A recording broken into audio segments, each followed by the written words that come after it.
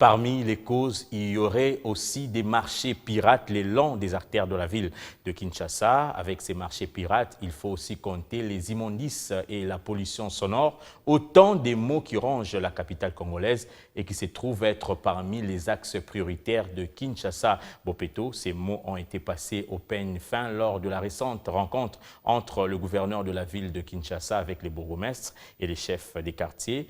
Par la même occasion, l'autorité urbaine a octroyé des rétrocessions aux communes et quartiers pour leur développement. Pour une gestion responsable des entités locales, l'exécutif provincial a annoncé une série de renforcements des capacités des autorités locales en prélude de l'exécution des sanctions en matière de l'assainissement à Kinshasa. Transparence dans la gestion, un devoir dont le gouverneur de la ville-province de Kinshasa s'approprie l'exécution. Devant le bourgmestre et chef de quartier de Kinshasa, Gentilin Ngobila a, au nom de son exécutif, octroyé des rétrocessions aux municipalités. À leur tour, les municipalités devront aussi rétrocéder aux quartiers. La rétrocession est faite selon la mobilisation d'une municipalité à une autre. Objectif, doter ces entités locales de moyens de développement, essentiellement pour la gestion rationnelle des immondices. À la base, pour les organisations non gouvernementales œuvrant dans l'assainissement, qui accusent jusqu'à 17 mois d'arriérés de salaire, ils seront pris en charge par le million de dollars annoncé par le gouvernement et l'Onkamba en guise d'appui à l'assainissement de la ville. Occasion d'évaluer à mi-parcours l'opération Kinshasa-Bopeto après la suspension des 8 bourgmestres.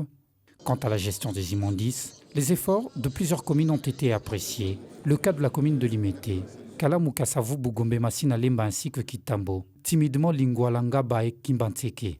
Le gouverneur a appelé les autres à emboîter le pas, tandis qu'un rappel à l'ordre a été adressé au bourgmestre intérimaire. Sur la démolition des marchés pirates, une mise en garde a été adressée au bourgmestre de la commune de Kinshasa, au regard de la recrudescence de marchés illégaux sur les artères principales du marché central.